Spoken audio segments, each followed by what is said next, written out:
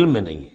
وما من دابۃ فی الارض ولا طائر یطیر بجناحہ الا امم امثالکم، اور نہیں ہے کوئی بھی چلنے والا زمین پر، کوئی بھی جانور، اور نہ پرندہ جو اپنے دونوں بازوؤں کے اوپر تیرتا ہے اور اڑتا ہے، مگر وہ بھی تمہاری طرح کی امتیں ہیں، ان کے اپنے نظام ہیں، ان کے اپنے لیڈر ہوتے ہیں، چیونٹیوں کی بھی ملکہ ہوتی ہے، شہد کی مکھی بھی ملکہ ہے، ان کا ایک پورا کا پورا نظام ہے۔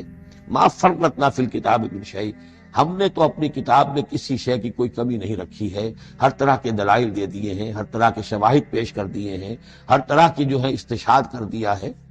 ثم الی ربہم یحشرون، پھر یہ اپنے رب کی طرف لوٹائے جائیں گے، جمع کیے جائیں گے، وہاں ہر ایک کو اپنے کیے کا پورا بدلہ مل جائے گا۔ والذین کذبوا بآیاتنا، اور جو لوگ ہماری آیات کو جھٹلا رہے ہیں، صم و بکم فی الظلمات، وہ بہرے اور گونگے ہیں، اندھیروں میں بھٹک رہے ہیں۔ من یشاء اللہ یضللہ، جس کو اللہ چاہتا ہے اس کی پھر گمراہی کے اوپر مہر تصدیق سے کر دیتا ہے، اس کی گمراہی کا فیصلہ کر دیتا ہے۔ ومن یشاء یجعلہ علی صراط مستقیم، اور جس کو چاہتا ہے اسے سیدھے راستے کے اوپر لے آتا ہے۔ قل ارأیتکم ان اتاکم عذاب اللہ او اتتکم الساعۃ وغیر اللہ تدعون، اب ایک اور بات ان سے کی جا رہی سرچنگ انداز میں، ان سے کہیے ذرا غور کرو، اگر تم پر کسی وقت اللہ کا عذاب آ جائے یا تم پر قیامت آ جائے تو کیا سوائے اللہ کے کسی اور کو پکارو گے؟ یہ بھی ان کا مشاہدہ تھا، جب بھی کبھی تکلیف ہوتی تھی سمندر میں جاتے تھے، کہیں طوفان آ گیا، پھر نہ وہ لات کو پکارتے تھے، نہ عزا کو، نہ منات کو، نہ حبل کو، کسی کو نہیں، پھر اللہ کو پکارتے۔ تم پر کوئی شامت آتی ہے تو اسی کو پکارتے، معلوم ہے تمہاری فطرت میں ایک ہی اللہ پر ایمان ہے۔ ان کنتم صادقین، اگر سچے ہو تو ذرا جواب دو۔ اب ظاہر بات ہے جس میں کچھ بھی شرافت کی رمق تھی وہ ان دلیلوں کو سمجھتے تھے کہ ہاں بات تو ٹھیک کہہ رہے ہیں، ہماری کیفیت تو یہی ہے۔ بل یقتلون، اسی کو تم پکارتے ہو، فیکشف ما تدعون الیہ ان شاء، پھر اگر وہ چاہتا ہے تو جو تم پکارتے ہو جس تکلیف میں وہ دور کر دیتا ہے۔ وتنسون ما تشرکون، لیکن تم بھول جاتے ہو ان کو جن کو کہ تم شریک کرتے ہو، وہ تمہیں یاد نہیں آتے، لات اور عزا اور حبل اور منات وہاں یاد نہیں آتے۔ وَلَقَدْ أَرْسَلْنَا إِلَىٰ أُمَمٍ مِّن قَبْلِكَ فَأَخَذْنَاهُم بِالْبَأْسَاءِ وَالضَّرَّاءِ، اور ہم نے بھیجا ہے اور بھی امتوں کی طرف اے نبی آپ سے قبل۔ اب یہ ایک بہت اہم قانون ہے جو بیان ہو رہا ہے انبیاء اور رسل کے بارے میں، انبیاء نہیں رسل کے بارے میں۔ جب بھی کسی قوم کی طرف رسول بھیجے جاتے تھے تو اللہ تعالیٰ کی طرف سے چھوٹے چھوٹے عذاب آتے تھے تاکہ وہ جو خواب غفلت میں، خواب خرگوش میں مبتلا ہیں وہ جاگیں، ہوش میں آئیں اور بات سنیں۔ لیکن اگر وہ انکار کر دیتے تھے تو پھر اللہ تعالیٰ کی طرف سے ان کی نصیب ڈھیلی کر دی جاتی تھی، اب کھا لو پی لو، جو بھی چند دن مہلت ہے عیش کر لو، پھر اچانک عذاب ان پر آ جاتا تھا۔ یہ مضمون اصل میں یوں سمجھیے کہ دوسری سورت کا عمود ہے جس نے کہ اس سورہ مبارکہ کو اس کے ساتھ جوڑ دیا ہے، باقی یہ مضمون بڑی تفصیل سے آئے گا سورہ اعراف کے اندر۔ وَلَقَدْ أَرْسَلْنَا إِلَىٰ أُمَمٍ مِّن قَبْلِكَ فَأَخَذْنَاهُم بِالْبَأْسَاءِ وَالضَّرَّاءِ، اور ہم نے بھیجا اور امتوں کی طرف آپ سے پہلے نبی رسولوں کو تو پھر ہم نے پکڑا ان کو سختیوں سے اور تکلیفوں سے، لعلہم یتضرعون، شاید کہ وہ تضرع کریں، عاجزی کریں، گڑ گڑائیں۔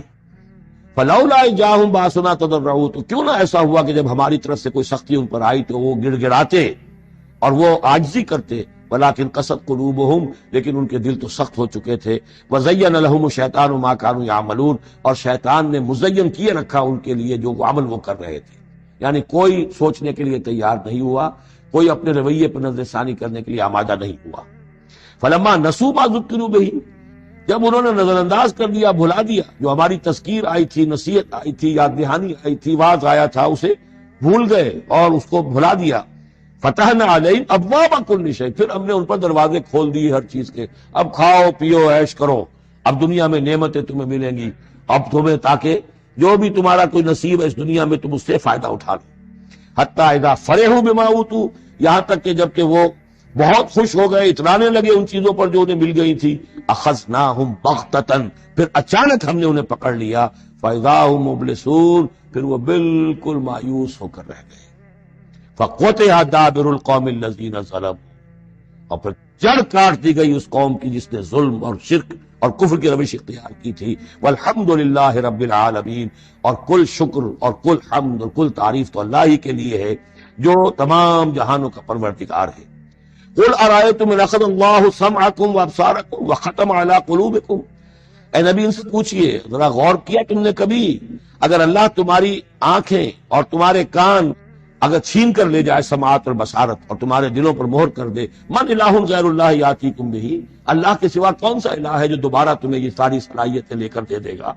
انظر کیف نصرف الآیات، دیکھیے ہم کیسے ان کے لیے اپنی آیات کو گردش میں لا رہے ہیں، پھرا پھرا کر مختلف اسلوب سے۔ ایک پھول کا مضمون ہو تو 100 رنگ سے باندھوں، ہم یہ سارے مضامین ان کے سامنے لا رہے ہیں۔ ثم ہم یصدفون، پھر بھی وہ کنارہ کرتے ہیں۔ قل ارأیتکم ان اتاکم عذاب اللہ بغتۃ و جہرۃ، ان سے کہیے کہ دیکھو اگر پر عذاب آ جائے اچانک یا علی الاعلان آئے، ڈنکے کی چوٹ آئے، اعلان کر کے آئے کہ اب اتنے دن کے بعد عذاب آ جائے گا، هل يهلك الا القوم الظالمون، تو ہلاک تو وہی ہوں گے جو ظالم قوم ہوگی، جو ظلم کرنے والے ہوں گے، چاہے وہ آئے اچانک اور چاہے آئے ڈنکے کی چوٹ۔ وما نرسل المرسلین الا مبشرین ومنذرین، اب یہ دیکھیے پھر وہی لفظ آ گیا جو سورہ نساء میں ہم پڑھ چکے ہیں، رسلا مبشرین ومنذرین۔ جو بیسک فنکشن ہے انبیاء اور رسل کا وہ یہ ہے، وما نرسل المرسلین الا مبشرین ومنذرین، اور ہم نہیں بھیجتے رہے ہیں اپنے رسولوں کو مگر مبشر اور منذر بنا کر، اہل حق کے لیے بشارت دینے والے اور اہل باطل کے لیے خبردار کرنے والے۔ فمن آمن واصلح فلا خوف علیہم ولا هم يحزنون، تو جو ایمان لے آئے اور جنہوں نے اپنی اصلاح کر لی ان پر نہ کوئی خوف ہے اور نہ وہ حزن سے دوچار ہوں گے۔ والذین کذبوا بآیاتنا، اور وہ لوگ کہ جنہوں نے ہماری آیات کو جھٹلایا، یمسهم العذاب بما كانوا يفسقون، ان کے اوپر عذاب مسلط ہو کر رہے گا ان کی نافرمانی کے باعث۔ قل لا اقول لكم عندي خزائن الله ولا اعلم الغيب ولا اقول لكم اني ملك ان اتبع الا ما يوحى الي قل هل يستوي الاعمى والبصير افلا تتفكرون صدق الله العظيم۔ اے نبی ان سے کہہ دیجئے میں تم سے یہ نہیں کہتا کہ میرے اختیار میں ہیں اللہ کے خزانے، تم مجھ سے کہتے ہو یہ دکھاؤ یہ دکھاؤ یہ دکھاؤ، میں نے کب دعویٰ کیا ہے کہ میرا اختیار ہے؟ کسی شخص سے مطالبہ کیا جانا چاہیے اس کے دعوے کے مطابق۔ میں نے الوہیت میں داخل ہونے کا کب دعویٰ کیا؟ میں نے تو دعویٰ کیا ہے کہ میں اللہ کا ایک بندہ ہوں، عام انسان ہوں، بشر ہوں، مجھ پر وحی آئی ہے، مجھے مامور کیا گیا ہے کہ تمہیں متنبہ کروں، وہ کام میں کر رہا ہوں۔ لا اقول لکم عندی خزائن اللہ، میں تو نہیں کہتا کہ میرے پاس بھی اللہ کے خزانے ہیں، میرے اختیار میں ہیں۔ ولا اعلم الغیب، نہ میں نے یہ دعویٰ کیا ہے کہ غیب کا علم مجھے حاصل ہے۔ ولا اقول لکم انی ملک، نہ میں نے تم سے کبھی یہ کہا ہے یا کہتا ہوں کہ میں فرشتہ ہوں۔ ان اتبع الا ما یوحی الی، میں تو بس اتباع کر رہا ہوں اس شے کی کہ جو مجھے طرف وحی کی جا رہی ہے۔ قل هل يستوي الاعمى والبصير، کہیے تو پھر اب برابر ہو جائیں گے دیکھنے والے اور اندھے؟ افلا تتفکرون، تو کیا تم تفکر نہیں کرتے، غور و فکر سے کام نہیں لیتے؟ وانذر بہ، اب پھر یہاں بہ پر زور دے رہا ہوں میں، اے نبی اس قرآن کے ذریعے سے خبردار کر، آپ کا کام انذار ہے، تبشیر ہے۔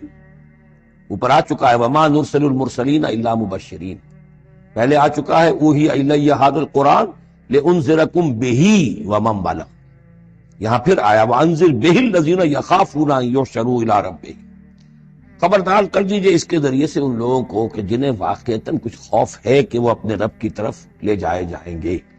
جیسا کہ میں نے آپ کو بتایا تھا کہ ان میں بھی بہت کم لوگ تھے کہ جو بعث بعد الموت کے منکر تھے، وہ یہ کہتے تھے کہ ہاں ہے، قیامت ہے، اٹھیں گے، اپنے رب کے پاس جائیں گے، لیکن وہاں ہمارے چھڑانے والے، وہ ہمیں بچا لیں گے۔ وانذر بہ الذین یخافون ان یحشروا الی ربہم لیس لہم من دونہ ولی ولا شفیع، ان کے لیے کوئی نہیں ہوگا اللہ کے سوا، نہ کوئی حمایتی نہ سفارش کرے، اپنی ان مغالطوں کو رفع کر، ان غلط فہمیوں کو رفع کر، لعلہم یتقون، شاید کہ ان میں تقوی پیدا ہو جائے، شاید کہ وہ ڈر جائیں، شاید کہ خوف پیدا ہو جائے۔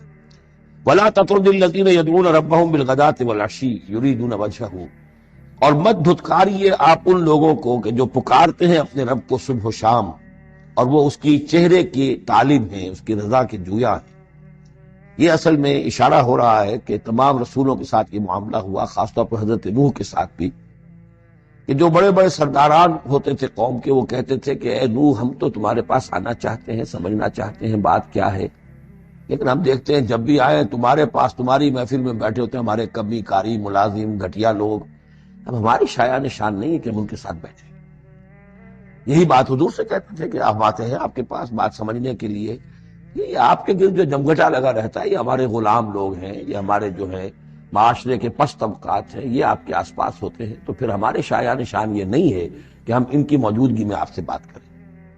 اس پر جواب دیا جا رہا ہے، اے نبی آپ ان کی باتوں سے کوئی اثر نہ لیں، آپ خام خواہ اپنے ان ساتھیوں کو، چاہے وہ غریب ہیں چاہے وہ پست طبقات سے ہیں، لیکن ان کی شان یہ ہے کہ وہ صبح و شام اللہ کو پکارتے ہیں، اللہ سے دعا کرتے ہیں، مناجات کرتے ہیں، تسبیح و تحمید کرتے ہیں، اور وہ اس کے چہرے، اس کے روح انور کے طالب ہیں، وہ اس کے رضا چاہتے ہیں، اس کی خوشی چاہتے ہیں۔ انہوں نے اپنی زندگی جو ہے من یشری نفسہ ابتغاء مرضات اللہ، یہ تو وہ لوگ ہیں جنہوں نے اپنی جانیں جو ہے اللہ کی رضا جوئی کے لیے، اللہ کی رضا حاصل کرنے کے لیے تج دی۔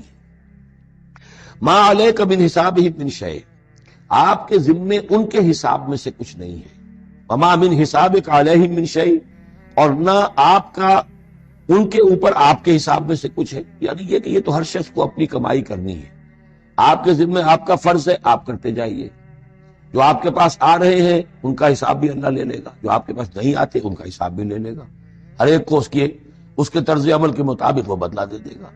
نہ آپ ان کی طرف سے جواب دہ ہیں، نہ یہ آپ کی طرف سے جواب دہ ہیں۔ فَتَطْرُدَهُمْ، تو اگر خدا نہ خواستہ بالفرض آپ ان کے دباؤ میں آ کر اگر انہیں دور کر دیں، اپنے سے دھتکار دیں، فَتَكُونَ مِنَ الظَّالِمِينَ، تو آپ ظالموں میں سے ہو جائیں گے۔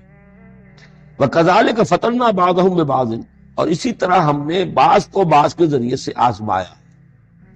حق کہہ رہا ہے ایک شخص لیکن ہے مفلس، اب وہ دولت مند جو ہے وہ مسکرائے گا، اس کو دیکھو یہ مجھے سمجھانے آیا ہے، اس کے کپڑے پھٹے ہوئے ہیں، جوتیاں پٹخارتا وہ آ گیا مجھے سمجھانے کے لیے، اپنی حیثیت کو نہیں پہچانتا۔ حالانکہ دیکھنا یہ چاہیے کہ جو بات وہ کہہ رہا ہے صحیح ہے یا غلط ہے۔ اس طرح ہم آزمائش کر دیتے ہیں لوگوں کے لیے، وَكَذَلِكَ فَتَنَّا بَعْضَهُمْ بِبَعْضٍ، اسی طرح ہم آزماتے ہیں بعض کو بعض کے ذریعے سے، لِيَقُولُوا، تاکہ وہ کہیں أَهَٰؤُلَاءِ مَنَّ اللَّهُ عَلَيْهِم مِّن بَيْنِنَا، کیا یہ وہ لوگ ہیں جن پر اللہ کا خاص انعام و احسان ہوا ہے ہم میں سے؟ اللہ کا احسان ہم پر ہوا ہے، دولت مند ہم ہیں، سردار ہم ہیں، چودراٹیں ہماری ہیں، حویلیاں ہماری ہیں، یہ جو ہیں گرے پڑے طبقات کے لوگ، کیا یہ ہیں کہ جو اللہ کا احسان اور ان کے اوپر اللہ تعالیٰ کا بڑا فضل ہوا ہے؟ یہ کہا کرتے تھے مکے کے لوگ بھی کہ اگر قرآن اللہ نے بھیجنا ہی تھا، کتاب نازل کرنی تھی، نبوت دینی تھی، تو کوئی رجل من القریتین عظیم، یہ جو دو شہر ہیں مکہ اور طائف، بڑے بڑے چودھری ہیں، سرمایہ دار ہیں، بڑے لوگ ہیں، سردار ہیں، ان میں سے کسی کے پاس بھیجتا۔ مکے کا یتیم جس کے پاس کوئی دولت نہیں، بچپن مفلسی میں گزرا ہے، سخت مشقت کے اندر جو ہے جوانی کا دور گزرا ہے، جس کے پاس کچھ بھی نہیں، کوئی عہدہ نہیں، کوئی منصب نہیں، قریش کا کوئی عہدہ حضور کے پاس نہیں تھا، کوئی منصب نہیں تھا، کوئی آپ کے پاس سرمایہ نہیں تھا، آپ تو پیدا ہی ہوئے ہیں یتیم۔ تو اس اعتبار سے کیا یہی رہ گیا تھا اللہ کے لیے؟ معاذ اللہ ثم معاذ اللہ۔ لِيَقُولُوا أَهَٰؤُلَاءِ مَنَّ اللَّهُ عَلَيْهِم مِّن بَيْنِنَا أَلَيْسَ اللَّهُ بِأَعْلَمَ بِالشَّاكِرِينَ، تو کیا اللہ تعالیٰ زیادہ واقف نہیں ہے ان سے کہ جو واقعتاً اس کا شکر کرنے والے ہیں؟ ایک اور جگہ آئے گا کہ اللہ تعالیٰ وَاللَّهُ أَعْلَمُ حَيْثُ يَجْعَلُ رِسَالَتَهُ، اللہ بہتر جانتا ہے کہ کہاں اسے اپنی رسالت کا منصب کس کو دینا چاہیے، کس میں اس کی صلاحیت ہے۔ جیسے طالوت کے بارے میں لوگوں نے کہہ دیا تھا کہ اس کے لیے کیسے ہو سکتی ہے سرداری، جبکہ ہمارے پاس دولت ہے، اس کے پاس دولت نہیں، لم یؤت سعۃ من المال، تو کہا گیا تھا اسے جسم اور علم کے اندر اللہ نے بسطہ یعنی کشادگی عطا فرمائی۔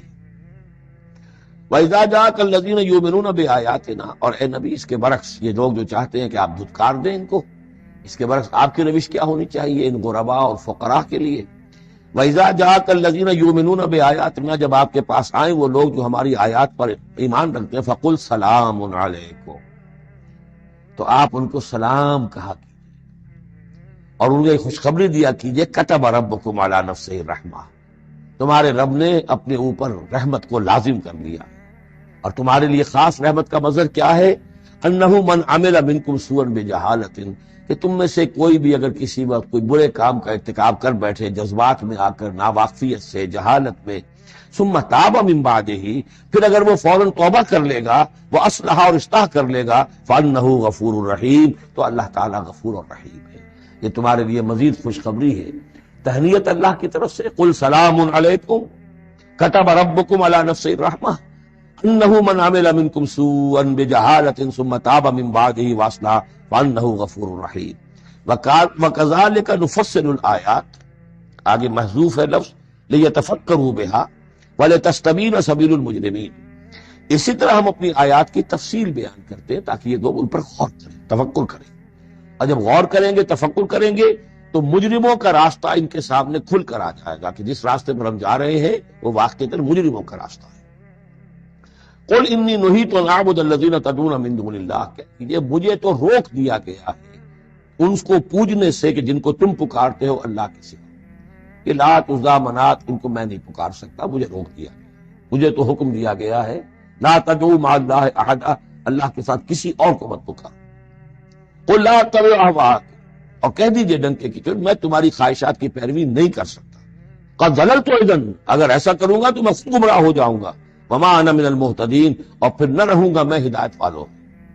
قل انی علی بینۃ من ربی، اب اس کو ذرا نوٹ کر لیجئے، کہہ دیجئے کہ میں تو اپنے رب کی طرف سے ایک بڑی بینہ پر ہوں، میں جس راستے پر چل رہا ہوں روشن راستہ ہے، میں اس کا باطن بھی جانتا ہوں، اس کی حقیقت بھی مجھ پر منکشف ہے۔ اور یہ بینہ اصل میں کیا ہے، یہ جا کر آگے سورہ ہود میں یہ بات زیادہ کھلے گی کہ بینہ جو ہے وہ ایک عام انسان کے لیے دو چیزوں سے بنتی ہے، فطرت سلیمہ، جیسا کہ میں نے شروع میں عرض کیا تھا آپ سے، فطرت سلیمہ، عقل سلیم، اس سے انسان ایک حد تک آ گیا، پھر اللہ کی وحی جو آئی اس نے تصدیق کر دی، یہ بینہ بن گیا۔ اب اسی معنی میں پھر رسول اور پھر اللہ کی وحی مل کر بینہ بن جاتے ہیں، وہ لوگوں کے حق میں بینہ، اور خود اپنے حق میں بینہ کیا ہے، آپ کی اپنی فطرت سلیمہ، عقل سلیم، اور اس پر پھر وحی کی توثیق، وحی نے آ کر ان کو اجاگر کر دیا، ان حقائق کو جن تک آپ اپنی عقل سلیم اور فطرت سلیمہ کی رہنمائی میں پہنچ چکے تھے۔ قل انی علی بینۃ من ربی، کہہ دیجئے میں کوئی اندھیرے میں ٹامک ٹوئیاں نہیں مار رہا ہوں، تم جو مجھ سے مطالبے کر رہے ہو، مجھ پر دباؤ ڈال رہے ہو، میں تو اپنے رب کی طرف سے بینہ پر ہوں۔ وَكَذَّبْتُمْ بِهِ، تم نے اسے جھٹلا دیا ہے، مَا عِندِي مَا تَسْتَعْجِلُونَ بِهِ، میرے پاس وہ شے موجود نہیں ہے جس کی تم جلدی مچا رہے ہو۔ وہ جلدی مچاتے تھے، لے آئیے عذاب، بہت سن چکے ہم، کان پک گئے سن سن کر ہمارے، عذاب آئے گا، عذاب آئے گا، عذاب کہاں ہے، وہ عذاب کہاں رکا ہوا ہے، 10 برس ہو گئے، میرے پاس نہیں ہے، میرے اختیار میں نہیں ہے، وہ عذاب بھی آئے گا اللہ کے فیصلے سے آئے گا، جب وہ چاہے گا آئے گا۔ ما عندی ما تستعجلون بھی، جس چیز کی تم جلدی مچا رہے ہو وہ میرے اختیار میں نہیں ہے۔ ان الحکم الا للہ، فیصلے کا اختیار کلیتاً اللہ کے حق، یقص الحق، وہ حق بات بیان کر دیتا ہے، وہ خیر الفاصلین، اور وہ سب سے اچھا فیصلہ کرنے والا ہے۔ قل لو ان عندی ما تستعجلون به، اب اس میں وہ تلخی جو ہے وہ ظاہر ہو رہی ہے کہ تم جو تنگ آ گئے ہو میری باتیں سن سن کر، میرے اندر بھی تمہاری جانب سے بیزاری پیدا ہو چکی۔ قل لو ان عندی ما تستعجلون به، کہہ دیجئے اگر میرے ہاتھ میں ہوتا، میرے اختیار میں ہوتا، میرے پاس ہوتا جس کی تم جلدی مچا رہے ہو، لقضی الامر بینی و بینکم، تو میرے اور تمہارے مابین کبھی کا فیصلہ طے ہو چکا ہوتا، میں تمہیں ابھی مزید مہلت نہ دیتا، تم اگر تمہارے کان پک گئے تو میں بھی تنگ آ چکا، میرے بھی اب جو ہے صبر کا پیمانہ جو ہے وہ ایک حد کو پہنچ چکا ہے۔ لقضی الامر بینی و بینکم، میرے اور تمہارے مابین کبھی کا فیصلہ چکا دیا گیا ہوتا۔ واللہ عالم بالظالمین، اللہ خوب واقف ہے ظالموں سے۔ وَعِندَهُ مَفَاتِحُ الْغَیب، اسی کے پاس ہے خزانے غیب کے۔ یہ مفاتح جو یہاں جمع آیا ہے تو مفتاح کہتے ہیں کنجی کو، اس کی جمع بھی ہے، اور مفتاح کہتے ہیں اس کو جس سے کھولا گیا، یعنی خزانہ، یہاں پر مفتاح کی جمع ہے یہ مفاتح۔ وَعِندَهُ مَفَاتِحُ الْغَیب، اسی کے پاس غیب کے سارے خزانے ہیں، لَا يَعْلَمُهَا إِلَّا هُوَ، کوئی جانتا ہی نہیں ان کو سوائے اس کے۔ وَيَعْلَمُ مَا فِي الْبَرِّ وَالْبَحْرِ، اور وہ تو جانتا ہے جو کچھ خشکی میں ہے اور جو کچھ سمندر میں ہے۔ وَمَا تَسْقُطُ مِنْ وَرَقَةٍ إِلَّا يَعْلَمُهَا، اور نہیں گرتا کوئی ایک پتا بھی کسی درخت سے مگر اللہ کے علم میں ہوتا ہے۔ وَلَا حَبَّةٍ فِي ظُلُمَاتِ الْأَرْضِ وَلَا رَطْبٍ وَلَا يَابِسٍ، نہیں گرتا کوئی دانہ نہ زمین کی تاریکیوں میں، وہ دانہ گھستا ہے زمین کے اندر بیج کی شکل میں، وَلَا رَطْبٍ، نہ کوئی ہری چیز تر و تازہ، ولا یابس، نہ سوکھی چیز، الا فی کتاب مبین، ایک کتاب مبین میں سب کی سب موجود ہے۔ یہ کتاب مبین اللہ کا علم قدیم ہے، اللہ کا علم قدیم جس میں کہ ہر شے موجود ہے، ما کان و ما یکون، آنے واحد کی طرف۔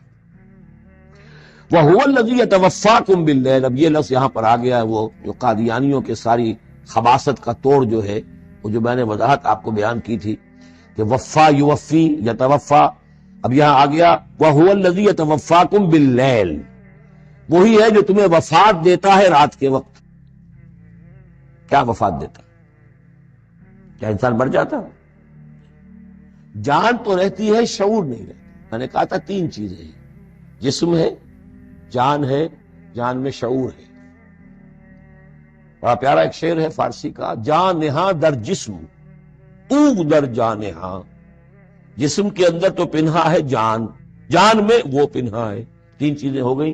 یہاں اس شعر میں وہ سے مراد کچھ اور ہے، اس وقت میں اس پر نہیں جاؤں گا، لیکن تین چیزیں سمجھ لیجئے۔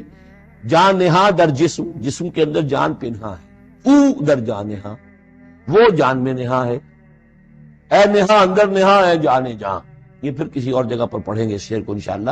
اب سمجھ لیجئے، ایک جسم ہے، جسم میں جان ہے، جان میں شعور ہے، اصل سے تو شعور ہے، لہذا نیند میں صرف شعور لے گئے، موت ہوئی تو شعور بھی لے گئے، جان بھی لے گئے، اور عیسیٰ کو لے گئے، شعور بھی لے گئے، جان بھی لے گئے، جسم بھی لے گئے۔ تو توفع جو ہے کل کا کل پورے طور پر ہوا ہے حضرت عیسیٰ علیہ السلام کا۔ ہمارا توفع یا توفی جو ہوتا ہے وہ تو ادھورا ہوتا ہے، جسم یہیں رہ جاتا ہے، جان اور شعور چلا جاتا ہے، اور نیند میں شعور چلا گیا۔ وَهُوَ الَّذِي يَتَوَفَّاكُم بِاللَّيْلِ وَيَعْلَمُ مَا جَرَحْتُم بِالنَّهَارِ، وہی ہے جو تمہیں وفات دے دیتا ہے، قبضے میں لے لیتا ہے، یتوفاکم رات کے وقت، اور وہ جانتا ہے جو کچھ کہ تم کرتے ہو دن کے وقت۔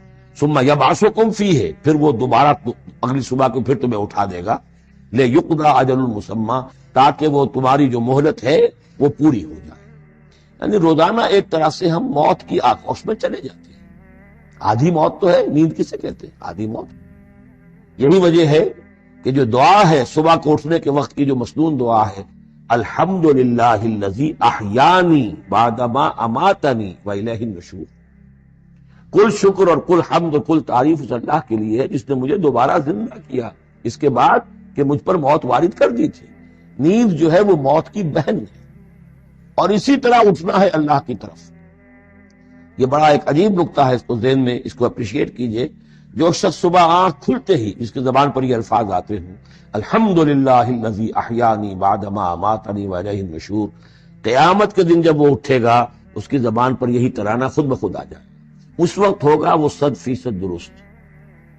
الحمدللہ الذی احیانی بعدما اماتنی والیہ النشور، کیونکہ عادت پڑی ہے، ہمیشہ کہا ہے، جیسے ہی شعور آیا الحمدللہ الذی احیانی بعدما اماتنی والیہ النشور، تو یہ وہ ترانہ جو ہے جو کہ باعث بعد الموت کے وقت ہماری زبان پر ہوگا، اس کا ریہرسل ہے جو آپ روزانہ کریں گے اگر یہ عادت پختہ کر لیں۔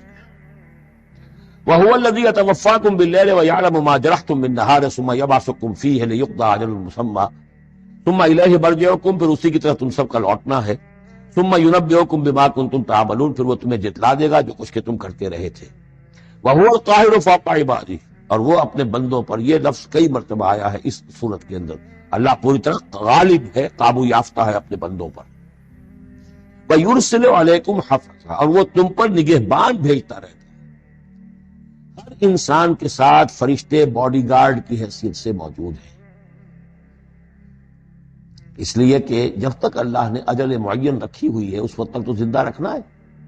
وہ زندہ رکھنے کے لیے حفظہ، حفاظت کرنے والے نگہبان، وہ جو میں نے ایک دفعہ پہلے بھی کہا تھا، بسا اوقات تو محسوس ہوتا ہے کہ جیسے گاڑی ایسے سناٹے سے آپ کے ساتھ سے گزری ہے کہ معلوم ہوتا ہے کسی نے ہاتھ دے کر آپ کو بچایا، ورنہ بچنے کا کوئی امکان نہیں تھا۔ تو کوئی ہے، جب معلوم ہے کہ ابھی اس کی موت کا وقت نہیں آیا تو بچانے والے فرشتے ہمارے ساتھ ہوتے ہیں۔ حتیٰ اذا جاء احدکم الموت، یہاں تک کہ جب تم میں سے کسی کی موت کا وقت آتا ہے، توفتہ رسلنا، اب یا پھر توفا آ گیا، اب یہاں پہ شعور اور جان دونوں جائے گا۔ توفتہ رسلنا، تو ہمارے بھیجے ہوئے فرشتے جو ہیں وہ اس کو قبضے میں لے لیتے ہیں، وہم لا یفرطون، اس میں کوئی کمی نہیں کرتے، کوئی کوتاہی نہیں کرتے، جو حکم آیا جب آیا۔ ثم ردوا الی اللہ مولاہم الحق، پھر وہ لوٹا دیے جاتے ہیں اب اللہ کی طرف جو ان کا مولا ہے برحق، سچا۔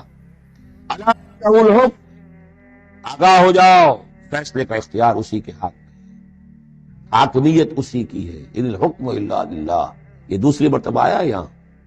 وہو اسرع الحاسبین، اور وہ حساب کرنے والوں میں سب سے بڑھ کر تیز ہے، یعنی اسے دیر نہیں لگے گی۔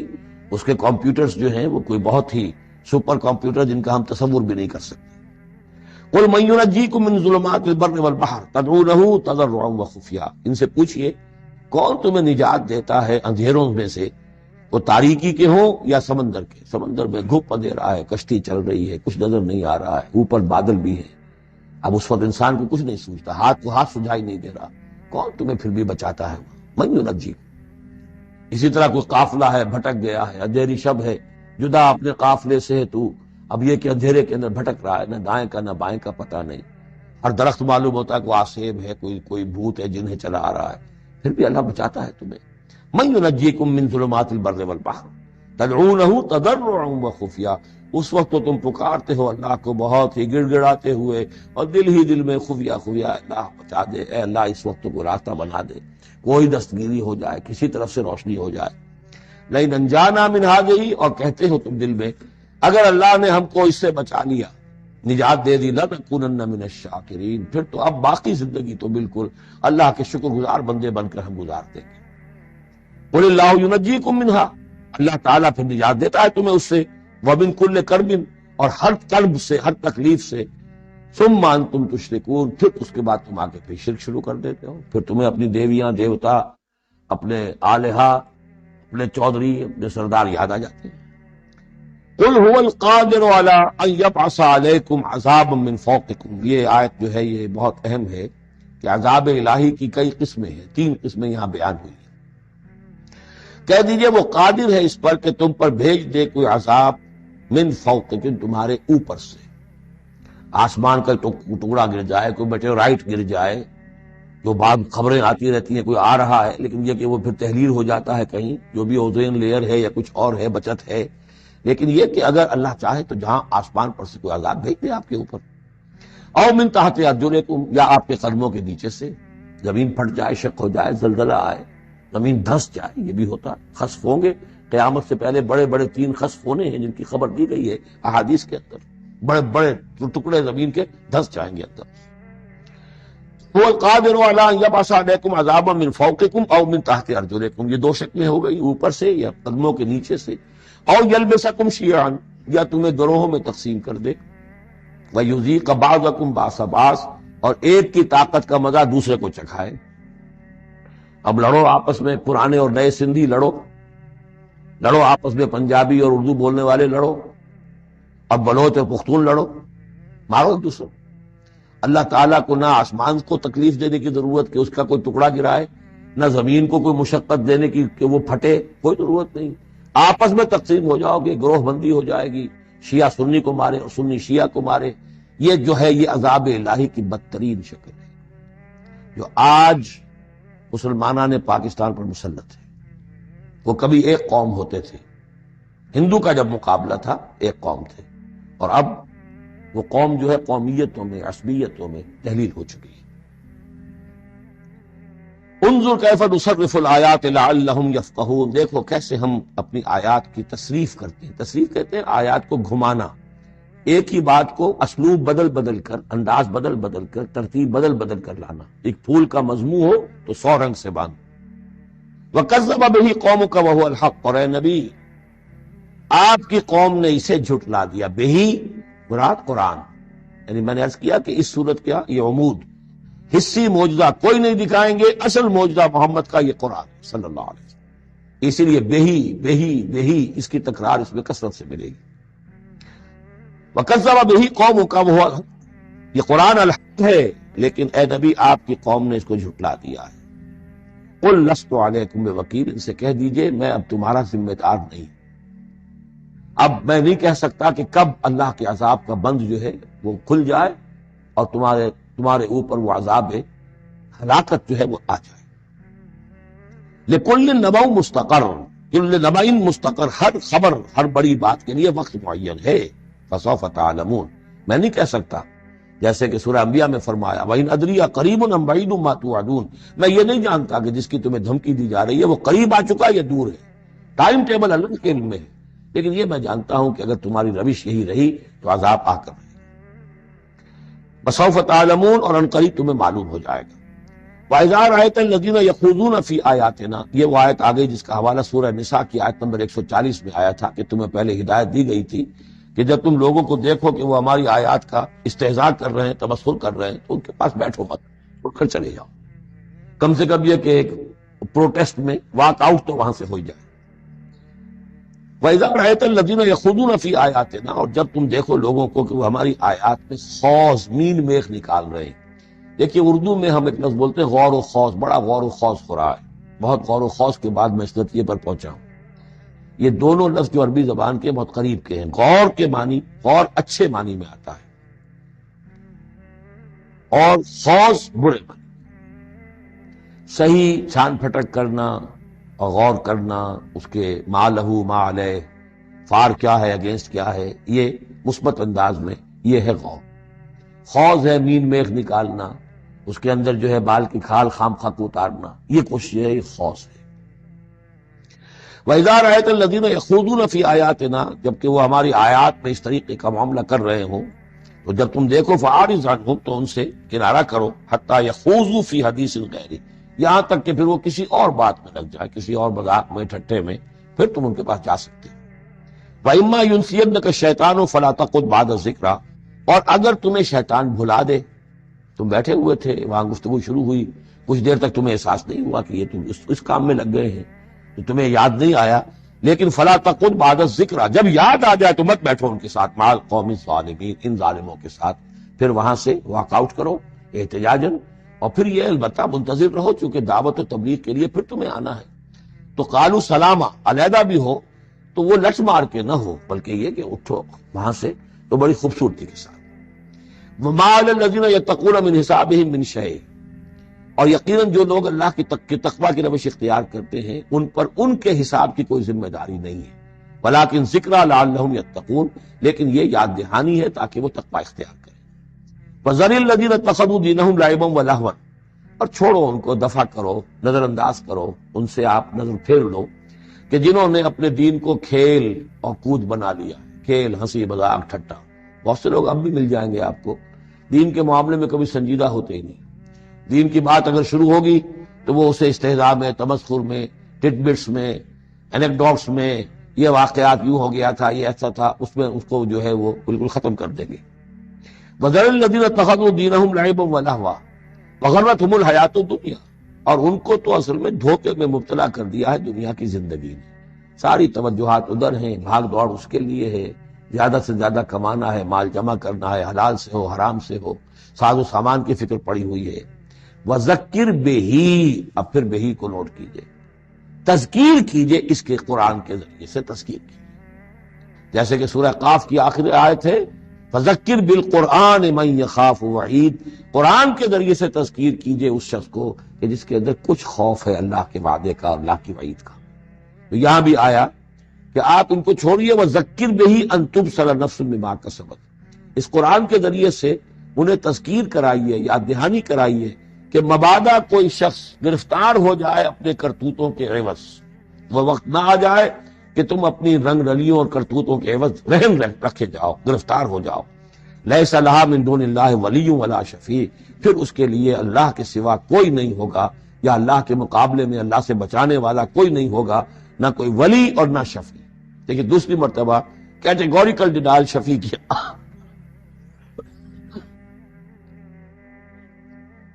آیت الکرسی کے ضمن میں عرض کر چکا ہوں، بیشتر مقامات پر قرآن مجید میں کیٹیگوریکل ڈینائل ہے، کوئی شفاعت نہیں۔ البتہ ہے ایک شفاعت کا، ایک شفاعت حقہ کی ایک حیثیت ہے، اس کو سمجھنے کی ضرورت ہے، اس کی شرائط ہیں، اس کی لیمٹس ہیں۔ اگر ان شرائط اور لیمٹ سے آزاد کر دیں گے تو پھر یہ ہے کہ وہ شفاعت کا جو تصور ہے ایمان بالآخرت کی نفی کر دے گا، پھر کوئی فائدہ ہی نہیں، ڈر کا آئے گا۔ جب چھڑوانے والے ہیں، جو چاہو کرو، جو بھی کچھ ہے، لیکن تیرے محبوب کی امت میں ہے، شرابی ہیں، زانی ہیں، بدماش ہیں، چور ہیں، ڈاکو ہیں، حرام خور ہیں، غبن کرتے ہیں، جو بھی کچھ ہے، لیکن تیرے محبوب کی امت میں ہے، تو اگر تو اسی پر کوئی معاملہ طے ہونا ہے تو خام خواہ کاہے کو آدمی ہاتھ روکے؟ بابر بعیش کوش کے عالم دوبارہ نہیں، پھر تو جو عیش کر سکتے ہو کرو، جہاں آج پڑتا ہے کیوں روکتے ہو؟ تو سیدھی سیدھی بات ہے۔ لیس لہا من دون اللہ ولی ولا شفیع وَإِن تَعْدِلْ كُلَّ عَدْلٍ، یہ وہی عدل آ گیا، اور اگر فدیہ دینا چاہیں کل کا کل فدیہ، لا یؤخذ منہا، نہیں قبول کیا جائے گا۔ فَاتَّقُوا يَوْمًا لَا تَجْزِي نَفْسٌ عَن نَفْسٍ شَيْئًا وَلَا يُقْبَلُ مِنْهَا شَفَاعَةٌ وَلَا يُؤْخَذُ مِنْهَا عَدْلٌ وَلَا هُمْ يُنصَرُونَ، یہ 2 مرتبہ سورہ بقرہ میں آ چکا ہے۔ اولئک الذین ابسلوا بما کسبوا، یہ لوگ تو اب گرفتار ہو چکے ہیں اپنی کرتوتوں کے عوض، اب یہ رہن ہے۔ لہم شراب من حمیم، ان کے لیے تو ہے پینے کے لیے تو کھولتا ہوا پانی، وعذاب علیم بما کانوا یکفرون، اور دردناک عذاب ہوگا ان کے کفر کی پاداش میں۔ قل اندعو من دون اللہ ما لا ينفعنا ولا يضرنا، اے نبی ان سے کہیے کیا ہم پکاریں اللہ کو چھوڑ کر ان چیزوں کو جو نہ ہمیں نفع پہنچا سکتی ہے نہ نقصان۔ یہ بت کیا نفع پہنچائیں گے تمہیں، کیا نقصان پہنچائیں گے، خود اپنی حفاظت کر نہیں سکتے، اپنی مکھیاں اڑا نہیں سکتے، ان کو پکارتے ہو، ان کے سامنے سجدے کرتے ہو، ان کو متھے ٹیکتے ہو۔ اندعو من دون اللہ ما لا ينفعنا ولا يضرنا، خیر بت کی بات تو ہو گئی، بہت ہی بات ہے، باقی بھی اس کائنات کے اندر کوئی کسی کے لیے نہ خیر کے پر قدرت رکھتا ہے نہ شر پر، الا باللہ، لا حول ولا قوت الا باللہ۔ یہ یقین ہو جائے تب توحید مکمل ہوگی، پھر کس کے سامنے آدمی سر جھکائے خامخواہ، کس کے آگے اپنی عزت نفس پیش کرے، اس کا دھیلا کرے، کسی کے ہاتھ میں اختیار ہے ہی نہیں، لا حول ولا قوت الا۔ حدیث میں آیا ہے، حضرت عبداللہ ابن عباس کو مخاطب کر کے کہا ہے کہ نوجوان اس بات کو اچھی طرح جان لے، اگر تمام دنیا کے انسان مل کر چاہیں، اولکم و آخرکم و انسکم و جنکم، کہ تمہیں کوئی فائدہ پہنچا دے، نہیں پہنچا سکتے جب تک کہ اللہ نہ چاہے، اور تمام انسان چاہے تمہیں کوئی نقصان پہنچا دے، نہیں پہنچا سکتے جب تک اللہ نہ چاہے۔ تو پھر یک درگیر و محکم گیر، پکارو اللہ کو، کسی اور کو پکارنے کا، کسی اور سے سوال کرنے کا، کسی اور سے ڈرنے کا، کسی اور سے التجائیں کرنے کا، کسی اور کا استغاثہ کرنے کا، دہائی دینے کا کیا فائدہ؟ قل اندعو من دون اللہ ما لا ينفعنا ولا يضرنا ونرد على اعقابنا، اور ہم جو ہے اپنی ایڑیوں کے بل لوٹا دیے جائیں، بعد اذ ہدانا اللہ، جبکہ ہمیں تو اللہ نے ہدایت دے دی ہے۔ کالذی استہوتہ الشیاطین فی الارض حیران، کیا اس طرح کے آدمی ہم بن جائیں کہ جن کو شیاطین نے، جنوں نے کسی جنگل میں بیابان میں اس کی مت مار دی ہو، راستہ بھلا دیا ہو، اب اسے کچھ نظر نہیں آ رہا۔ لہو اصحاب یدعونہ الی الہدی ائتنا، ہے اس کے ساتھی جو اس کو پکار رہے ہیں کہ آؤ ہماری طرف، ہدایت کی طرف آؤ، ہمارے پاس آؤ۔ قل ان ھدی اللہ ھو الھدی، یہ نقشہ کھینچ دیا گیا ہے جماعتی زندگی کی کتنی برکت ہے۔ آپ اکیلے ہو، کہیں بھٹک گئے ہو، تو پھر یہ کہ آپ کے لیے سیدھے راستے پر آنا بہت مشکل ہو جائے گا۔ جماعتی زندگی ہے، ساتھی ہیں، جس کو کہا ہے سورہ توبہ میں کونوا مع الصادقین، معیت اختیار کرو، رہو ساتھ سچوں کے۔ کسی وقت ہوتا ہے انسان کو کوئی ایسی آزمائش پیش آ گئی ہے، اس کا دماغ چکرا گیا ہے، گھوم گیا ہے، نہیں سمجھ میں آ رہا، راستہ نہیں نکل رہا، مشکل بڑی آ گئی ہے، ایک طرف حرام ہے، لیکن یہ ہے کہ دباؤ کو بہت پڑ رہا ہے، گھر والوں کا پڑ رہا ہے، بچوں کا پڑ رہا ہے، بیوی کا پڑ رہا ہے، راستہ غلط ہے۔ اس میں یہ ہے کہ ایسے وقت میں بسا اوقات پھر اگر رفقا ہیں، ساتھی ہیں، آپ کے کامریڈز ہیں، آپ کے کولیگز ہیں، اس کے ساتھ وہ پکارتے ہیں، ساتھ ہاتھ جو ہے آپ کا تھام کر آپ کو سہارا دیتے ہیں۔ قل ان ھدی اللہ ھو الھدی، یقیناً ہدایت کہہ دیجئے اللہ ہی کی ہدایت اصل ہدایت ہے۔ وَأُمِرْنَا لِنُسْلِمَ لِرَبِّ الْعَالَمِينَ، اور ہمیں تو حکم یہ ہوا ہے کہ ہم تمام جہانوں کے پروردگار کی تابع داری اختیار کریں اور فرما برداری اختیار کریں۔ وَنَقِيمُ الصَّلَاةَ وَاتَّقُوهُ، اور یہ کہ نماز قائم کرو اور اس کا اللہ کا تقوی اختیار کرو۔ وَهُوَ الَّذِي إِلَيْهِ تُحْشَرُونَ، اور وہی ہے جس کی طرف کہ تمہیں جمع کر دیا جائے گا۔ وَهُوَ الَّذِي خَلَقَ السَّمَاوَاتِ وَالْأَرْضَ بِالْحَقِّ، اور وہی ہے جس نے آسمان اور زمین بنائے ہیں حق کے ساتھ۔ یہاں حق کے کیا معنی ہے؟ ود اے پرپس، یہ بیکار نہیں ہے۔ ربنا ما خلقت ھذا باطلا، اے رب ہمارے تو نے یہ سب باطل نہیں بنایا، بیکار نہیں بنایا، بے مقصد نہیں بنایا۔ سورہ آل عمران کی آخری رکوع کی جو دعا ہے، بلکہ باطل کے مقابلے میں کیا حق۔ وَهُوَ الَّذِي خَلَقَ السَّمَاوَاتِ وَالْأَرْضَ بِالْحَقِّ وَيَوْمَ يَقُولُ كُن فَيَكُونُ، اور جس دن وہ کہے گا ہو جا، وہ ہو جائے گا۔ کیا ہو جائے گا؟ جب وہ چاہے گا اس کائنات کو لپیٹ بھی دے گا، اسی نے بنایا ہے حق کے ساتھ، اور اس کو اسی کے حکم سے لپٹ جائے گا۔ آگے چل کر آئے گا یوم نطوی السماء کطی السجل للکتب، جس دن کہ ہم تمام خلاؤں کو اور فضاؤں کو اور آسمانوں کو، ان سب کو ایسے لپیٹ دیں گے جیسے کہ تم کتابوں کا تومار لپیٹ لیتے۔ والسماوات مطویات بیمینہ، تمام یہ خلا اور سما یہ سب اللہ کے داہنے ہاتھ میں لپٹے ہوئے ہوں گے۔ قولہ الحق، اس کا فرمانا ہی حق ہے۔ اس کا کیا معنی ہے؟ صرف اس کا کہہ دینا کل، اسے کسی اور شے کی ضرورت نہیں، کوئی ذریعہ، کوئی میٹر، کوئی انرجی، کچھ نہیں۔ قولہ الحق، اس کا فرمانا ہی برحق، اس کا کہہ دینا ہی برحق۔ کن فیکون، یوم یقول کن فیکون قولہ الحق وَلَهُ الْمُلْكُ یوم يُنفخ فِي الصُّورِ، اور اسی کے لیے ہوگی بادشاہی اس دن جس دن کے سور میں پھونکا جائے۔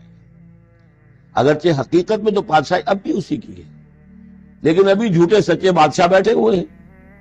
ابھی شاہ فہد صاحب بھی براجمان ہیں، اور بھی شاہ بھی اور کوئی ہوں گے، حسن بھی ہیں، حسین بھی ہیں، وہ شاہ بھی ہیں اور بھی ہیں، ملکہ بھی ہیں۔ یہ سب جو ہے یہ سب نسیہ منسیہ ہو جائیں گے۔ لمن الملک اليوم للہ الواحد القہار۔ معلوم یہ کہ اب بھی اگرچہ بادشاہی اسی کی حقیقت میں، لیکن یہ جھوٹے سچے ڈرامے والے خدا جو ہیں کچھ نہ کچھ بیٹھے نظر آتے ہیں بادشاہ۔ وَلَهُ الْمُلْكُ يَوْمَ يُنفَخُ فِي الصُّورِ، عالم الغیب، وہ تمام غیب کا جاننے والا، والشہادہ، اور کھلی باتوں کا جاننے والا، وَهُوَ الْحَكِيمُ الْخَبِيرُ، اور وہ کمال حکمت والا اور ہر شے سے باخبر۔ وَإِذْ قَالَ إِبْرَاهِيمُ لِأَبِيهِ آزَرَ، اب اس میں آپ دیکھیں گے اس سورہ مبارکہ میں حضرت ابراہیم کا ذکر ہے، اور پھر ان کی نسل کے بعض انبیاء کرام کا ذکر ہے۔ ایک گلدستہ تو ہم پڑھ آئے ہیں سورہ نساء کے آخر میں، وہاں 13 انبیاء اور رسل کے نام آئے تھے۔ یہاں اس سے ذرا بڑا گلدستہ آئے گا، یہاں پہ 17 انبیاء اور رسل کے نام آئیں گے۔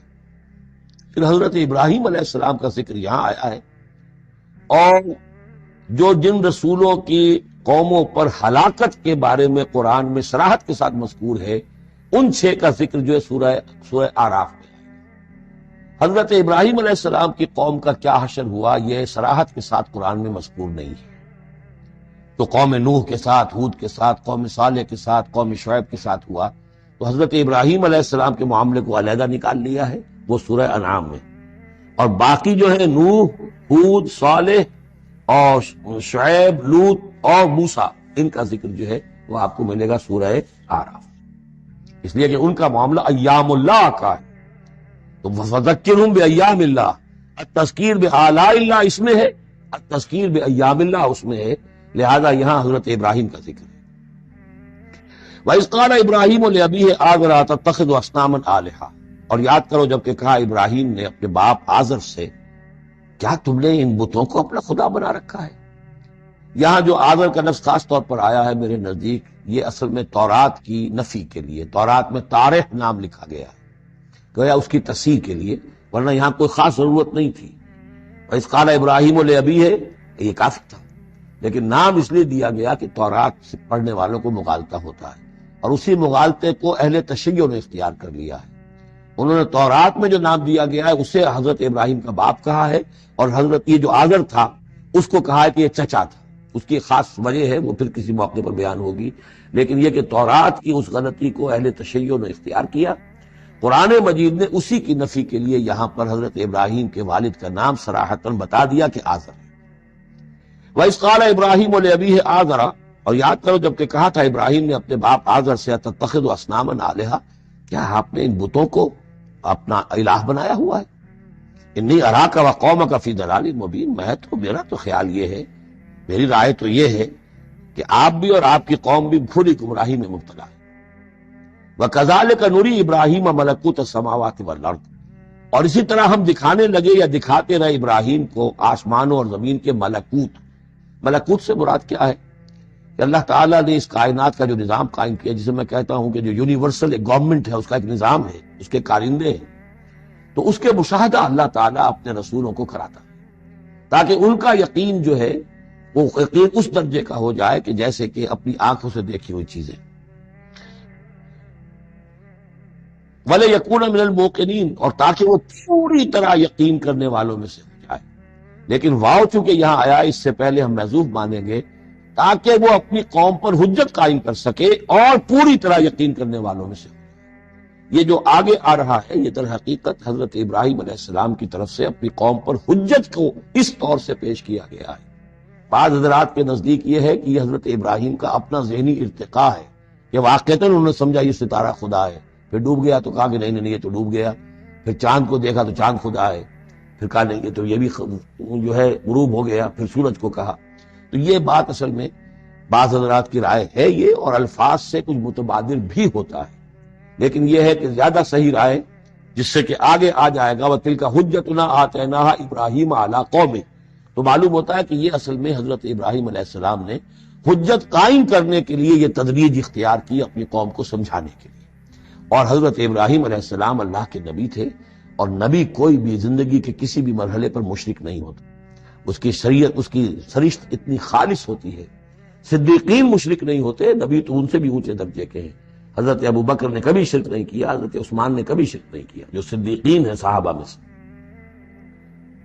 وَكَذَلِكَ نُرِي إِبْرَاهِيمَ مَلَكُوتَ السَّمَاوَاتِ وَالْأَرْضِ وَلِيَكُونَ مِنَ الْمُوقِنِينَ فَلَمَّا جَنَّ عَلَيْهِ اللَّيْلُ، جب ان پر رات جو ہے اس نے تاریکی کر دی، رات کوكبا، انہوں نے دیکھا ایک چمکدار ستارے کو، قال هذا ربی، انہوں نے کہا یہ میرا رب ہے۔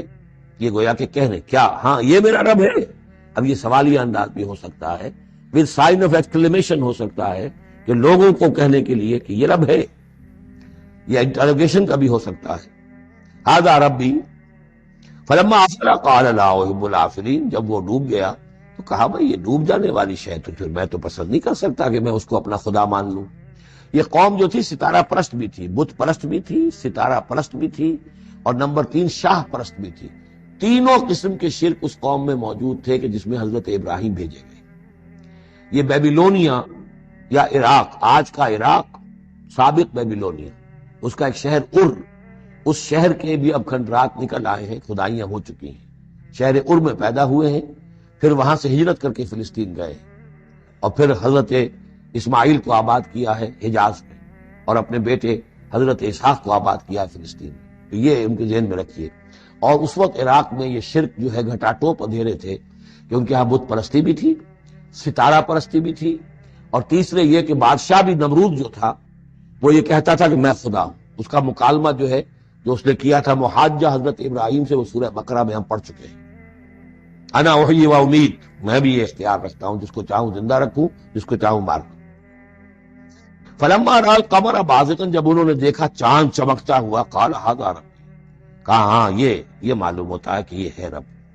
فلما افل قال لئن لم يهدنی ربی، جب وہ بھی ڈوب گیا، غائب ہو گیا، تو انہوں نے کہا کہ اگر میرے رب نے مجھے ہدایت نہ دی تو پھر میں تو قوم ضالین میں سے ہو جاؤں گا۔ گویا کہ ابھی یہ الفاظ ہیں کہ جن سے اشارہ ہوتا ہے کہ شاید ابھی ان کا اپنا ذہنی اور فکری ارتقاء ہو رہا ہے۔ میں نے کہا تھا کہ الفاظ سے متبادل ہوتا ہے، لیکن یہ کہ ان دونوں چیزوں کو، دونوں سائڈز کو ناپ تول کر جو رائے بنتی ہے وہ دوسری ہے۔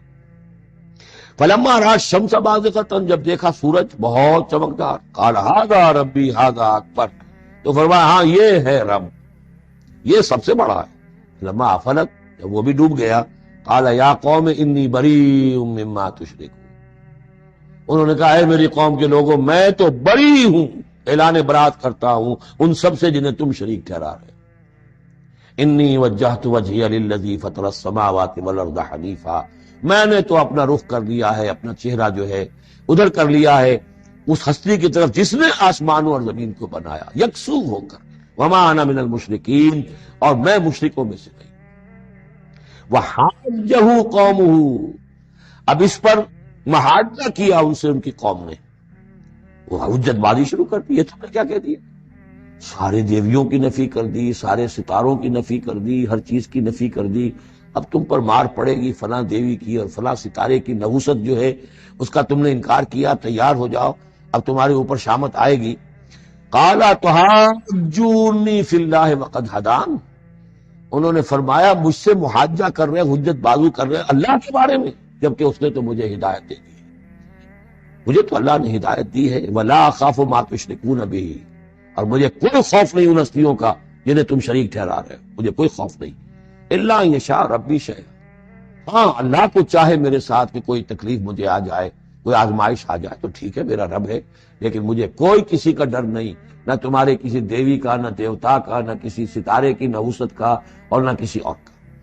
لا اخاف ما تشرکون بہ، تم جس کا مجھے ڈراوا دے رہے ہو، مجھے ان میں سے کسی کا کوئی خوف نہیں۔ الا ان یشاء ربی شیئا، اللہ یہ کہ میرا رب میرے لیے کچھ چاہے جو چاہے.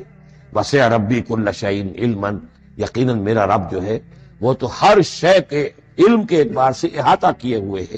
افلا تتذکرون، تو کیا تم عقل سے کام نہیں لیتے، تم نہیں سوچتے، نصیحت اخذ نہیں کرتے. وَكَيْفَ أَخَافُ مَا أَشْرَكْتُمْ، میں کیسے ڈروں ان سے جنہیں تم نے شریک ٹھہرا رکھا ہے. وَلَا تَخَافُونَ أَنَّكُمْ أَشْرَكْتُمْ بِاللَّهِ، جبکہ تم نہیں ڈرتے کہ تم نے اللہ کے ساتھ شریک ٹھہرا دیے. مَا لَمْ يُنَزِّلْ بِهِ عَلَيْكُمْ سُلْطَانًا، اور ان ہستیوں کو شریک ٹھہرا دیا ہے جن کے لیے کہ اللہ نے کوئی سلطان، کوئی سند نہیں اتاری.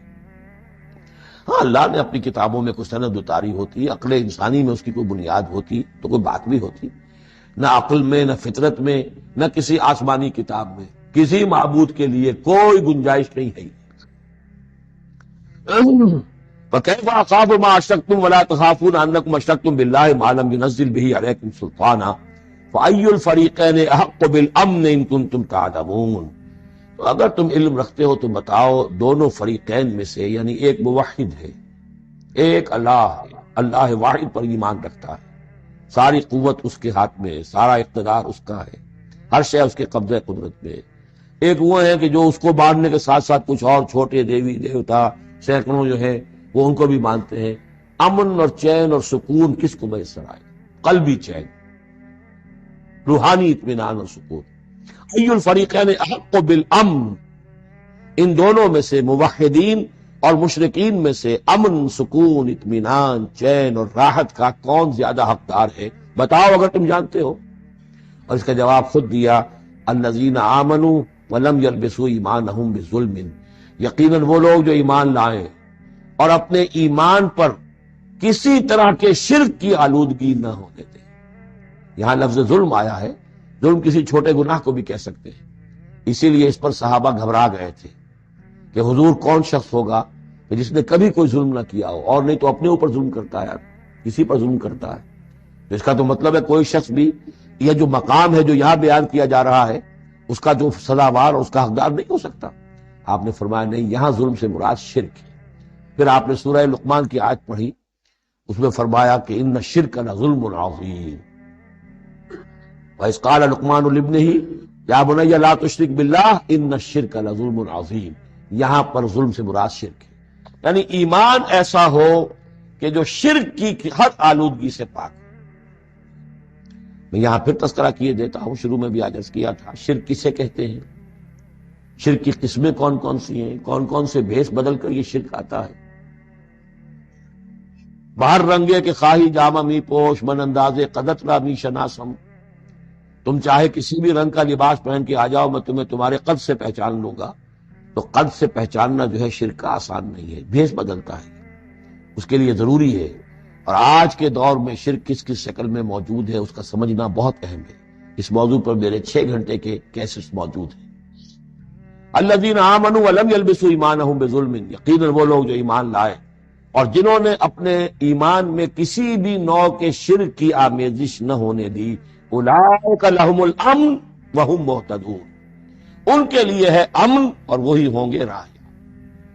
یہ امن اور ایمان اور اسلام اور سلامتی کا جو آپس میں تعلق ہے لفظی اعتبار سے، وہ اس دعا میں بہت نمایاں ہو جاتا ہے کہ جو حضور ہر نیا جو چاند دیکھتے تھے ہر مہینے کا، تو دعا مانگتے تھے، اللہم اہلہ علینا بالامن والایمان والسلامت والاسلام. اے اللہ یہ مہینہ جو شروع ہو رہا ہے اس نئے چاند کے ساتھ، ہلال کے ساتھ، اسے ہم پر طلوع فرما امن اور ایمان کے ساتھ اور سلامتی اور اسلام کے ساتھ. یہ بڑا گہرا ربط ہے ان الفاظ کے اندر. میرا چھوٹا سا کتابچہ ہے قرآن اور امن عالم، آج سے شاید کوئی میں سمجھتا ہوں کہ 30-32 سال پہلے کی تقریر تھی میری، لیکن وہ ان موضوعات پر میں سمجھتا ہوں کہ بہت مختصر لیکن بہت مفید ہے. فرمایا وَتِلْكَ حُجَّتُنَا آتَيْنَاهَا إِبْرَاهِيمَ عَلَىٰ قَوْمِهِ، اس کا میں حوالہ دے رہا ہوں. یہ پوری سرگوش بیان کر کے اب فرمایا یہ ہماری وہ حجت تھی جو ہم نے ابراہیم کو عطا کی اس کے قوم کے خلاف. یہ سارا محاجہ حضرت ابراہیم اپنی قوم سے کر رہے تھے. بظاہر اس کو توریہ کہتے ہیں. ایک ہوتا ہے جھوٹ بولنا، ایک ہوتا ہے توریہ. توریہ یہ ہے کہ آپ کہیں کوئی بات ایسی کہ جو جھوٹ تو نہیں ہے لیکن جس سے سننے والا مغالطے میں مبتلا ہو. مثلا حضرت شیخ الہند رحمۃ اللہ علیہ کا واقعہ ہے، جس زمانے میں ان کے وارنٹ نکلے ہوئے تھے اور وہ حرمین شریفین میں تھے، مکہ مکرمہ میں تھے، وارنٹ نکلا ہوا ہے، اور شریف حسین والی مکہ جو ہے اس کے سپاہی ڈھونڈتے پھر رہے ہیں کہ کہاں ہے وہ مولوی ہندوستانی جو ہے جو باغی ہے انگریزوں کا، اس کو پکڑا جائے۔ اب یہ ایک جگہ پر یہ کہیں کھڑے ہوئے تھے تو ایک شرطے نے آ کر جو وہاں کا سپاہی تھا پوچھا ان کے بارے میں محمود الحسن کو جانتے ہو؟ کہ یہاں جانتا ہوں۔ وہ کہاں ہے؟ محمود الحسن کہاں ہے؟ تھوڑا سا 2 قدم پیچھے ہٹ کے کہا ابھی یہیں تھے۔ جھوٹ تو نہیں بولا نا، 2 قدم پیچھے ہٹ کر کہا ابھی یہیں تھے، بالکل سچ بولا۔ اس نے سمجھا ابھی یہیں تھے، دوڑا ادھر، دوڑ گیا اپنے نکل گئے۔ اس کا نام ہے توریہ۔ یہ جھوٹ بھی نہیں ہے لیکن یہ کہ سننے والے کو مغالطہ۔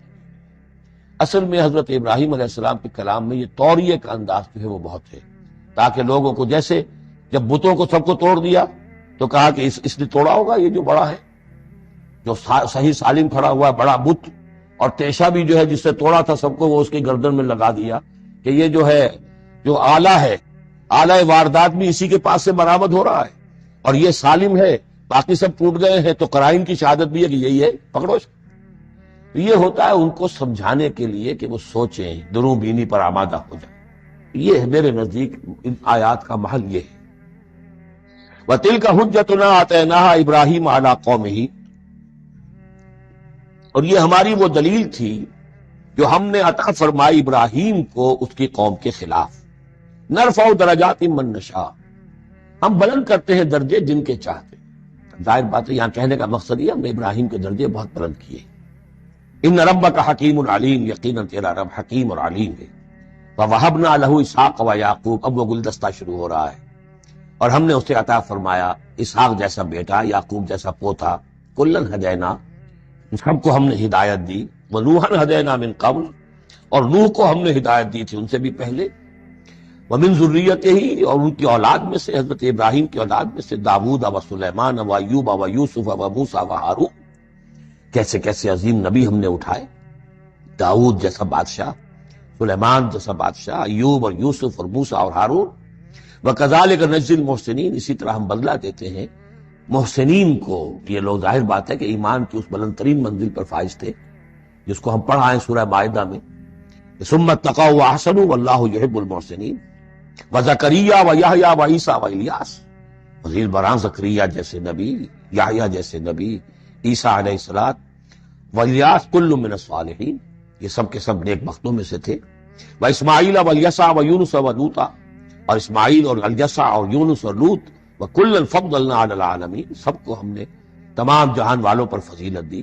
وَمِنْ آبائِهِمْ،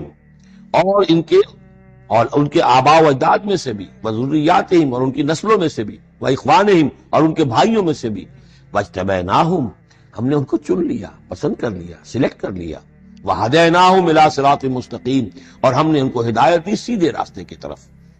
ذالک ھدی اللہ یہدی بہ من یشاء من عبادہ، یہ اللہ کی وہ ہدایت ہے جس کی وہ ہدایت بخشتا ہے جس کو چاہتا ہے اپنے بندوں میں سے۔ وَلَوْ أَشْرَكُوا، اور اگر بالفرض وہ بھی شرک کرتے، لَحَبِطَ عَنْهُمْ مَا كَانُوا يَعْمَلُونَ، ان کے بھی سارے اعمال ہو جاتے۔ شرک اتنی بری شے، اتنے اونچے اونچے مراتب، اتنے اعلیٰ اعلیٰ مقامات، اللہ کی محبوب شخصیتیں، اولو العزم پیغمبر اور یہ عظیم انبیاء، لیکن بالفرض یہ سمجھانے کے لیے، ظاہر بات ہے کوئی امکان نہیں تھا کہ وہ شرک کرتے، لیکن ہمیں سمجھانے کے لیے شرک وہ شے ہے، ان اللہ لا یغفر ان یشرک بہ ویغفر ما دون ذلک لمن یشاء ولو اشرکوا لحبط عنہم ما کانوا یعملون، اگر وہ شرک کرتے تو ان کے بھی تمام اعمال حبط ہو جاتے۔ اولئک الذین آتیناہم الکتاب والحکم والنبوۃ، یہ وہ لوگ ہیں جن کو ہم نے کتاب دی، اپنی حکمت اور شریعت سے نوازا، نبوت سے سرفراز فرمایا۔ وَإِن يَكْفُرْ بِهَا هَؤُلَاءِ، اور اگر کفران نعمت کریں یہ لوگ اس کی، یہ جو آیات اب اللہ تعالیٰ نے دی ہیں تمہیں اے محمد صلی اللہ علیہ وسلم، اگر یہ لوگ ان آیات کی اب ناشکری کر رہے ہیں، کفران نعمت کر رہے ہیں، اگر وہ ان سے فائدہ نہیں اٹھا رہے، ان کی روشنی سے اپنے دلوں کو منور نہیں کر رہے، فَقَدْ وَكَّلْنَا بِهَا قَوْمًا لَيْسُوا بِهَا بِكَافِرِينَ، تو ہم نے ایک اور قوم کو تیار کر رکھا اس کام کے لیے کہ وہ اس کی ناقدری نہیں کرے گی، یعنی یہ کہ مدینے کے انصار انشاءاللہ اس کی قدر کریں گے۔ مکے کے یہ لوگ جو ہیں اگر ناقدری کر رہے ہیں محمد صلی اللہ علیہ وسلم، اور تمہاری باتیں جو ہیں اب تک 10-11 برس ہونے کو آ گئے ہیں، اس کے نتائج جو ہیں بڑے ہی کم سے کم یہ کہ مایوس کن نہیں تو دل شکن ضرور ہے۔ محمد جیسا مبلغ اور رسول اور داعی اور مربی اور مزکی اور معلم اور 10-12 برس کی جد و جہد میں بمشکل 150 پونے 200 سال، پہلے 10 برس میں تو بمشکل 125 سال۔ تو یہ ہے کہ اس اعتبار سے فَإِن يَكْفُرْ بِهَا هَؤُلَاءِ، اگر یہ لوگ کفران نعمت کر رہے ہیں ان کا، فَقَدْ وَكَّلْنَا بِهَا، تو ہم نے کچھ مقرر کر دیے ہیں کچھ اور لوگ، قومن، ایک ایسی قوم، لیسو بہا بکافرین، جو ان کی شاید جو اس کی ناشکری نہیں کریں گے۔ کچھ پتہ نہیں یہ ہماری جو دعوت رجوع القرآن ہے جو کہاں کہاں پھیل رہی ہے۔ پاکستان میں ٹی وی پر بینڈ ہے، میرا درس نہیں آ سکتا۔ انڈیا میں دوردرشن کبھی کبھی دکھا دیتا ہے، دلی سے خبر آ جاتی ہے کہ دوردرشن پہ میرے کبھی کیسٹ جو ہے ٹی وی کے درس دکھائے جا رہے ہیں۔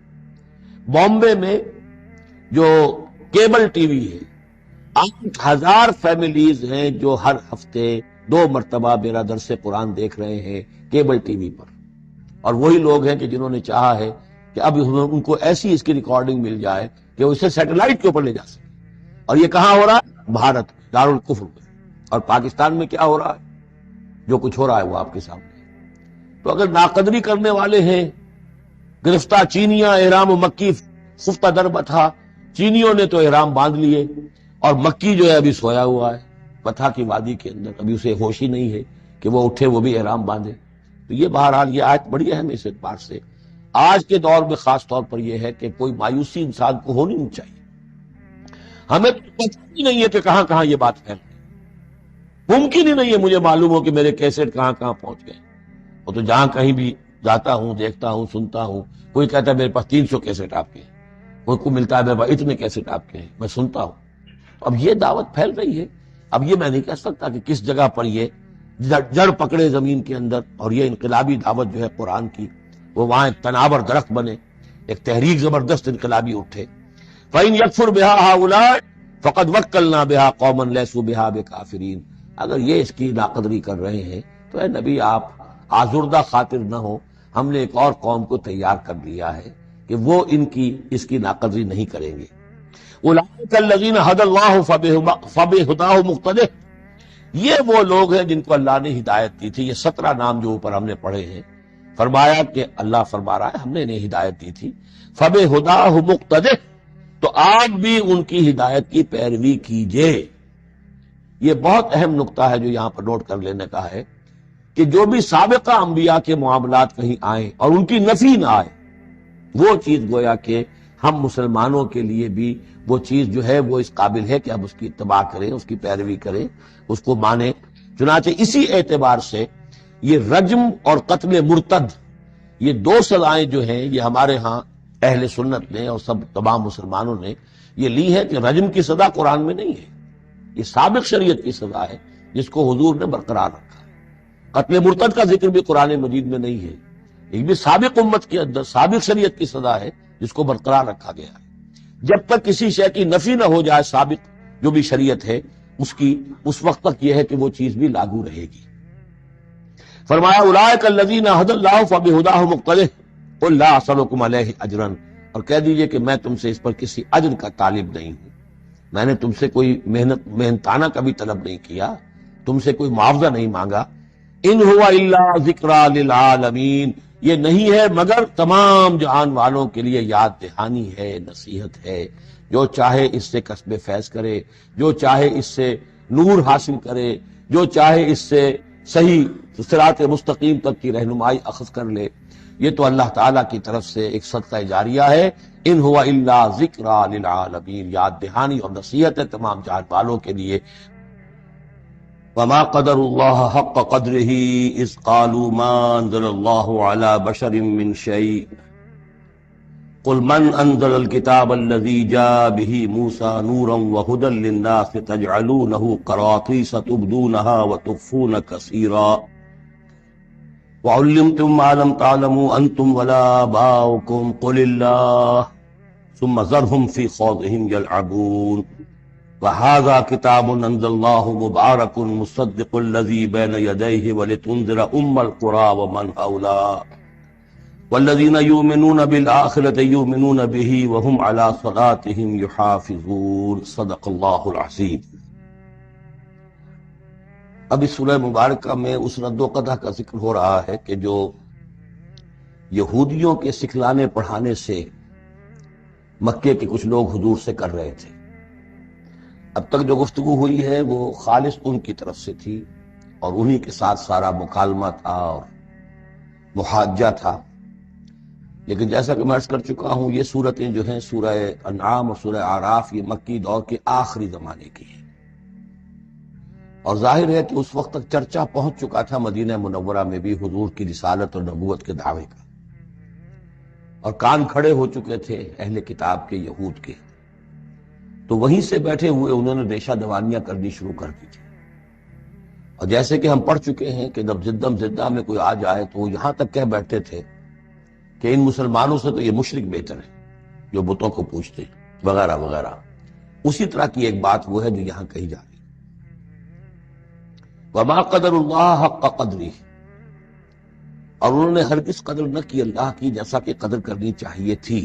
اس قالو، جبکہ انہوں نے کہا ما انزل اللہ علی بشر من شیء، جبکہ انہوں نے کہا کہ نہیں اتاری ہے اللہ نے کسی بھی انسان پر کوئی بھی چیز، کیٹیگوریکل ڈینائل، کیونکہ یہ لوگ جو تھے مکے والے یہ کتابوں سے واقف نہیں تھے، تو یہود نے سب سے پہلے جو ان سے کہا وہ یہ ہے کہ یہ سب خیال ہے، وہم ہے، اللہ نے کبھی کوئی چیز اتاری ہی نہیں کسی پر۔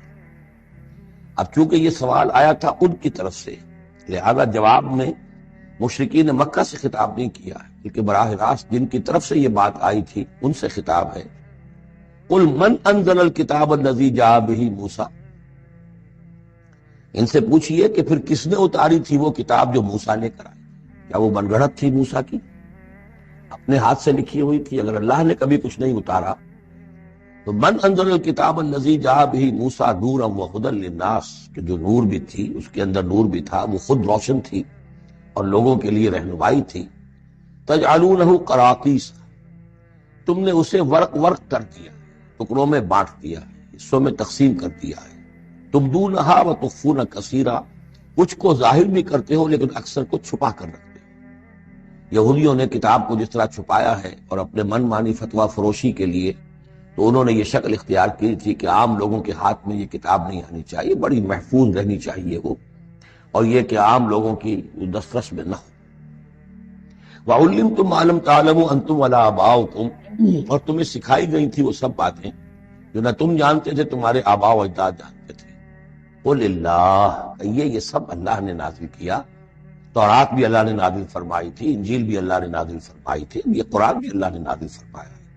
ثُمَّ ذَرْهُمْ فِي خَوْضِهِمْ يَلْعَبُونَ، پھر یہ بات کہنے کے بعد اے نبی صلی اللہ علیہ وسلم ان کو چھوڑ دیجئے اور ان سے کنارہ کشی کر لیجئے، وہ اپنی باتوں میں خرافات کے اندر کھیلتے رہے۔ وَهَذَا كِتَابٌ أَنزَلْنَاهُ مُبَارَكٌ، اور اب یہ کتاب ہے جسے ہم نے نازل کیا ہے بڑی بابرکت ہے، مصدق الذی بین یدیہ، جو تصدیق کرتے ہوئے آئی ہے اس کی جو اس کے سامنے موجود ہے۔ وَلِتُنذِرَ أُمَّ الْقُرَىٰ وَمَنْ حَوْلَهَا، تاکہ اے نبی صلی اللہ علیہ وسلم آپ خبردار کر دیں ام القریٰ اور اس کے آس پاس کے لوگوں کو۔ ام القریٰ، قریٰ قریے کی جمع ہے، قریٰ بستیوں کی ماں، بستیوں کی جڑ، بستیوں کی بنیاد۔ ہر ملک کے اندر ایک شہر ایسا ہوتا ہے کہ جو گویا کہ اس کے لیے مرکز کی حیثیت رکھتا ہے، دارالخلافہ کہیں، دارالحکومت کہیں۔ تو اگرچہ عرب میں کوئی حکومت نہیں تھی مرکزی حکومت، لیکن یہ کہ عرب میں، جزیرہ نما عرب میں مکہ مکرمہ کو ام القریٰ کی حیثیت حاصل تھی۔ یہی ایک شہر ایسا تھا کہ جہاں تو یہ کہ کعبہ تھا، تمام قبیلے جو ہیں وہ یہاں حج کے لیے آتے تھے، ان کا مذہبی مرکز تھا۔ پھر یہ کہ جو قریش کو خاص طور پر ایسٹ ویسٹ ٹریڈ کے اندر جو خاص مونوپولی حاصل ہو گئی تھی، اور وہ بھی اسی کعبے کی برکت کی وجہ سے، اس کی وجہ سے پیسے کی ریل پیل بھی تھی، قافلے آتے تھے جاتے تھے، یہیں سے ہو کر جو یمن سے قافلے چلتے تھے، مکے سے ہو کر شام کو جاتے تھے، شام سے آتے